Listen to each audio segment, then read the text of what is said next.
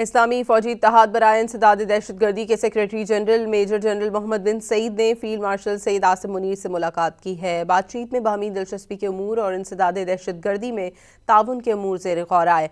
ISPR के बयान के मुताबिक मेजर जनरल मोहम्मद बिन सईद ने दहशतगर्दी के खिलाफ जंग में पाकिस्तान की कुर्बानियों और काविशों को सराहा। उन्होंने पाक फौज की पेशावराना सलाहियतों की तारीफ की। मुलाकात में अमन, इस्तेहकाम और सलामती के लिए इदारा जाती इश्तराक को मज़ीद मजबूत करने की ज़रूरत पर जोर दिया गया।